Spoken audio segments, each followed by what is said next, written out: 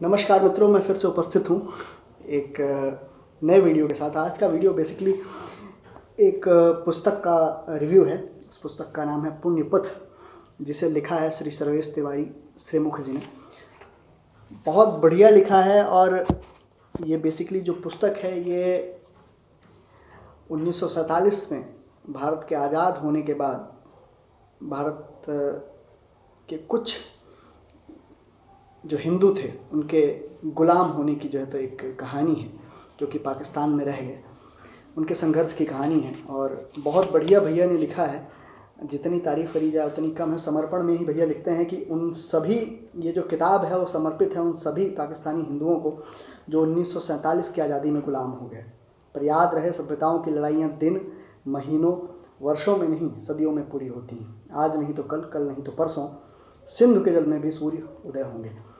तो ये बड़ा बढ़िया जो है तो भैया ने लिखा है। और एक बेसिकली पाकिस्तान में रह रहे परिवार जो है की कहानी है। भीखम चंद और उनके मित्र के परिवार की कहानी है। कैसे जो है तो कलम चंद और रोशनी का प्यार आगे बढ़ता है और रोशनी को कैसे जो है तो एक उठा लिया जाता है ज़बरदस्ती और उसका निकाह करवा दिया जाता है। और कैसे फिर जो है रोशनी जो है रोशनी की हत्या जो है ना, और कैसे चीज़ें आगे बढ़ती हैं। फिर कैसे जो है भीखम चंद वहाँ से भारत आते हैं। और एक चीज़ बड़ी बढ़िया मुझे लगी, जो सबसे मुझे छू गई, जब वो भारत आते हैं। मानिए कोई व्यक्ति अगर पाकिस्तान में रहता है, कोई हिंदू, तो उसके लिए भारत जो है वो तीर्थ के समान है ना। तो वो बेसिकली वहाँ से अपनी सारी जायदाद संपत्ति बेच कर जो है तीर्थ करने के नाम पे आते हैं भारत। तो देखिए, कोई भी व्यक्ति जब यहाँ भारत आता है तो क्या सोचता है? पाकिस्तान का व्यक्ति क्या सोचेगा? हिंदू, वहाँ का प्रताड़ित हिंदू, वो सोचता है ये तो तीर्थ है, ये तो स्वर्ग है मेरे लिए। बट यहाँ आके जब देखते हैं तो उनको निराशा हाथ लगती है और जो है चीज़ें उतनी सही नहीं होती हैं। और जब जो उनकी भतीजी रहती है, रागिनी जो रहती है, जब वो कहती है, जब वो अपना पेट पालने के लिए कुछ काम करने के लिए जो है सोचती है, तब उसे एक लड़की जो है दिल्ली में बोलती है कि आप जो है उसे देह बेचने के लिए बोलती है। बहुत ही मार्मिक जो है तो ये यहाँ पे लगता है। मतलब बहुत ही मतलब बहुत बढ़िया तरीके से भैया ने उसको एक्सप्लेन किया है कि पाकिस्तान में रह रहा हिंदू भी जब यहाँ आता था और यहाँ अगर रुकने की कोशिश करता था, लेकिन यहाँ पे जो है आज़ादी के 70 साल में भी कोई एक नेता ऐसा पैदा नहीं हुआ जो कि उन हिंदुओं के बारे में सोचे। बहुत ही मतलब रागिनी को जब वो लड़की बोलती है तो कि आप जो है कुछ पैसे कमाने के लिए आप दें बेचो, तो वो लगभग रोते हुए अपने काका भीखम चंद से बोलती है, क्या बताऊं काका, यह है हमारा देश, जहाँ पेट भरने के लिए किसी से काम मांगो तो वह देह बेचने की सलाह देता है।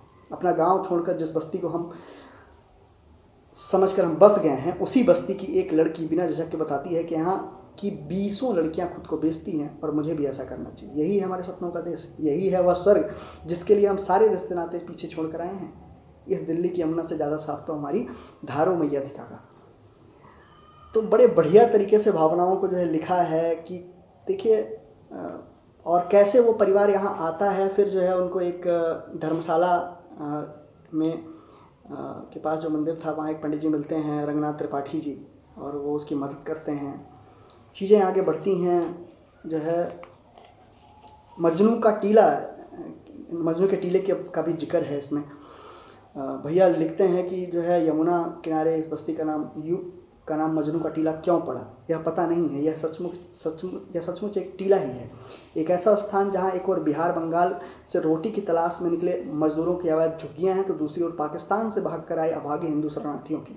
यदि आप इस बस्ती में घुस पाएंगे, यदि आप इस बस्ती में घुसे तो पाएंगे कि दिल्ली के भीतर बसी यह बस्ती दिल्ली से कम 50 वर्ष पीछे है।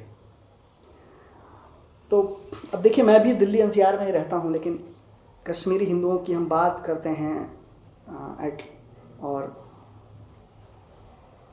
बहुत सारी चीज़ें उनके साथ क्या अन्याय हुआ है वो दिखते हैं। बट हम दिल्ली से गुजरते हैं, कितने लोग दिल्ली में रहते ही होंगे, हमारे दोस्त आपके दोस्त से दिल्ली आते होंगे, क्या हम कभी मजनू के टीले गए? क्या हमने देखा है ना कि वहाँ कैसे वो परिवार रहते हैं, है ना।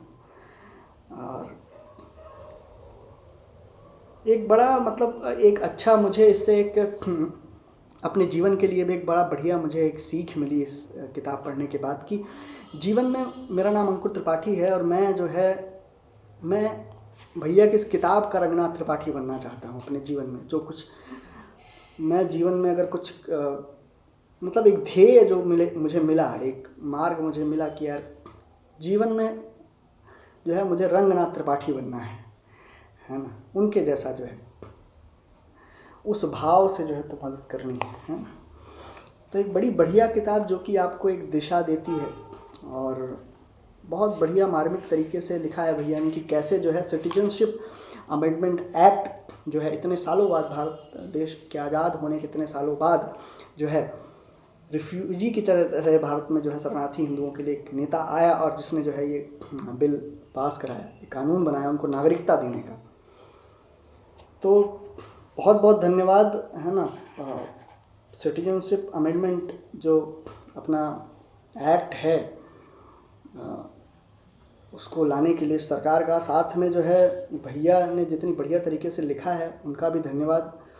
और उनके जो है उनके परिचय में लिखा जाता है कि सर्वेश भैया जो हैं लोक अस्मिता के लेखक हैं। भारत और भारतीयता की मूली थामी एक ऐसे साहित्यकार हैं जो इस कर्तव्य बोध के साथ लिखते हैं कि लोक की पीड़ा पर षड्यंत्रकारी चुप्पी के कालखंड में बोलना ही धर्म है। वे विवादग्रस्त होने के भय से सत्य का उद्घाटन करना नहीं छोड़ते।